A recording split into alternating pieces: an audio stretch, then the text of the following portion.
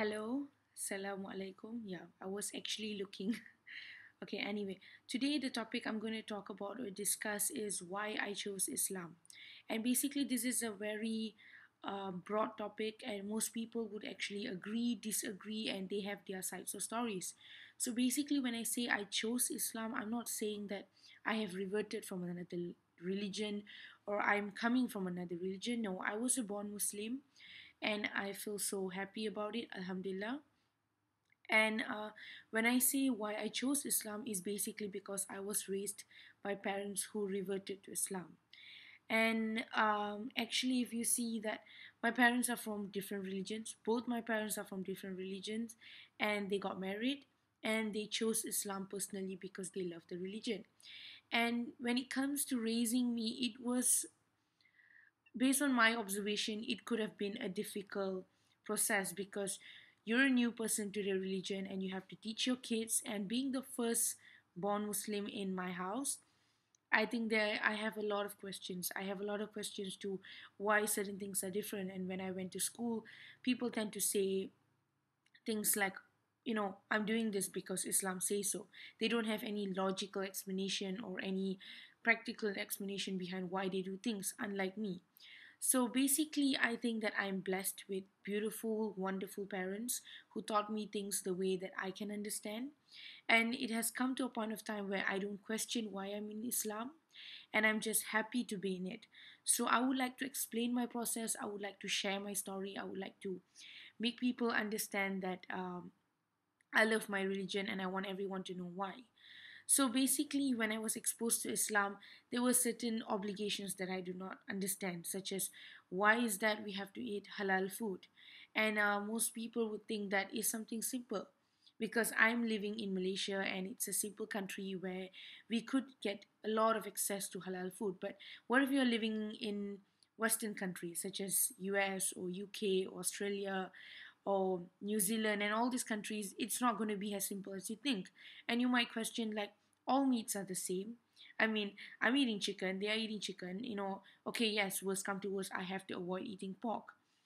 But, when you teach someone about Islam, you have to really, really understand Islam before you even talk about it, before you even say things about it.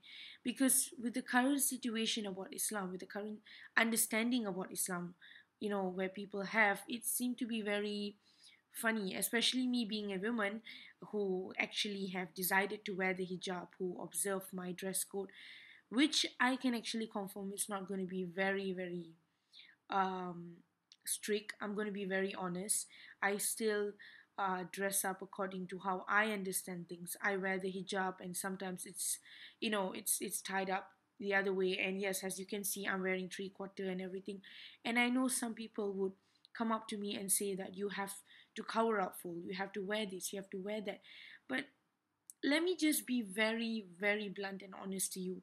It's not as easy as you think it is, especially coming from a place like mine, or even being revered, or being someone who in your whole life you have been liberal, you have been exposed to all sorts of different environments. It's not going to be easy to cover up. It's not going to be easy for you to completely follow everything 100% on the dot. I mean, it's going to take a whole new process. And it's not, I'm not working towards it. It's not like I'm not into it. I am into it. I am trying my best. Most of the time when I go out, I try to observe everything as much as I can. So basically, what I'm trying to say is that a lot of people have impression that Muslims are oppressing women and everything based on how we dress up, based on how we bring ourselves. Well, let me tell you something. I'm a Muslim woman here and I'm sitting here wearing my hijab. And I'm not wearing that extremely large hijab like some people. I'm not wearing the niqab. I'm not wearing long sleeve. I'm not basically wearing makeup or lipstick or anything like that. And I can tell you 100% that in Islam, it does not state that you can't wear makeup or you can't anything. Of course, the ruling states that you should not attract men or you should not dress up in a way that it attracts the opposite gender or causes misconception, judgments, and all these kind of things. But let's just be fair. We are living in a society where everything is being judged. We are living in a society where women are always attractive, whether you're wearing something dazzling, shiny, or you're with makeup or without makeup, you are attractive to men. So I'm not going to lie to you when I say that I'm confused. I'm extremely confused because there are questions. What happens when, that doesn't seem to attract people to me? So can I wear it? What if I look horrible without hijab and I look beautiful in hijab? So does that mean I have to remove the hijab? So even as a Muslim, I have so many questions. And at the end of the day, I try my best to find my peace, serenity, and I tend to tawakkal, to give it all to Allah and hope to get answers one day. But what about non-Muslims? It's going to be very difficult for them to understand, to come to a level of understanding that why is this happening, why Muslims have to do this. So Muslims, please don't make it difficult. Don't go around saying that I'm not doing this because Islam say I cannot do this. I cannot wear a certain clothing. I cannot dress up in a certain way because I'm sorry, my hijabs tend to be disturbing at the moment because I have no idea how to adjust it. But I'm just saying that you're making Islam difficult because when I try to learn Islam in a deeper way, you make it difficult to me. And I'm a Muslim. I can imagine how the non Muslims are going through it. So when I say I chose Islam, trust me, it's not because of the Muslims, it's because of the beauty of Islam itself. And I'm so thankful to have parents who are reverts, who actually know why they love the religion, who actually love the religion. And I'll be so glad to share it with everyone. But I don't want to seem biased over here just talking about my religion and every other religion seems wrong. No. I see the beauty in Islam and I wish that one day everyone will get to see it. But if you see the beauty in other religion, I can't stop you. I honestly can't put a stop to you.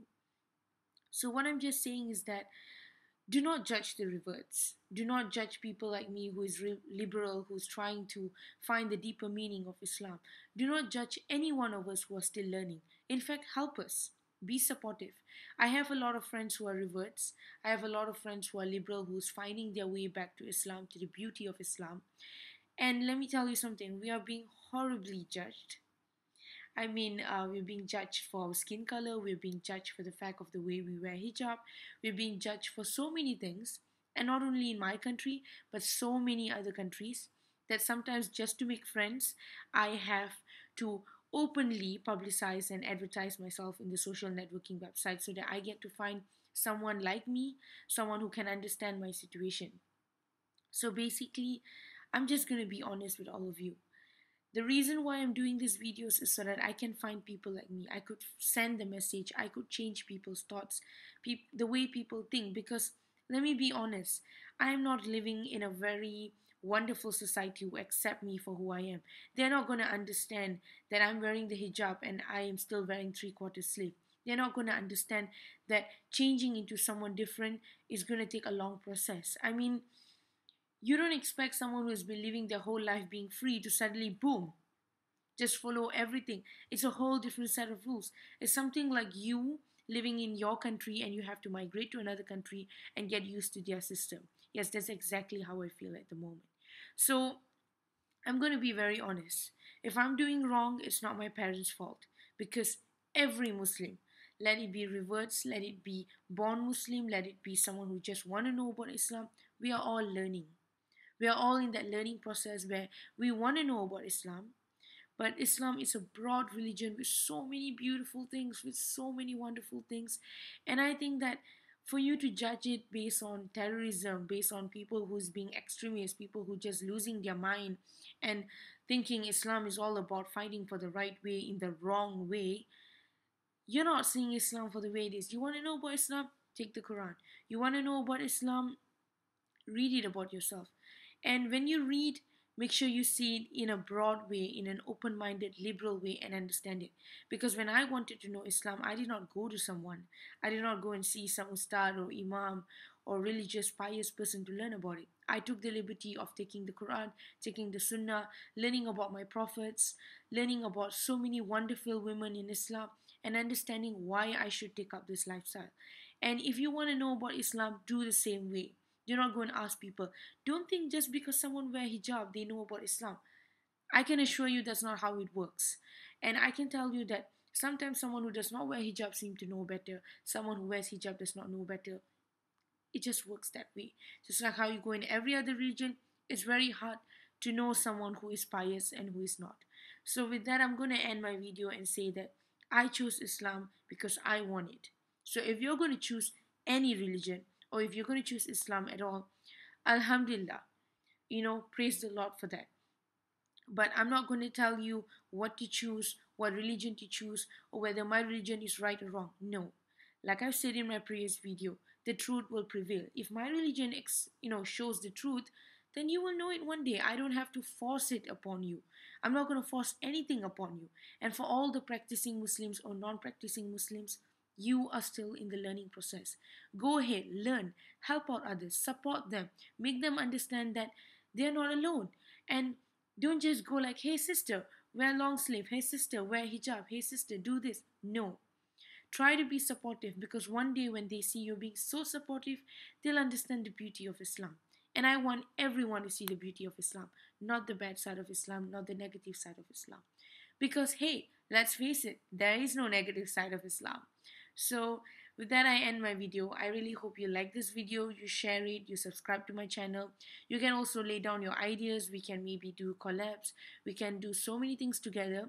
And maybe I could understand more. I could learn things from you. So till then, have a great day. Bye bye. Assalamu alaikum.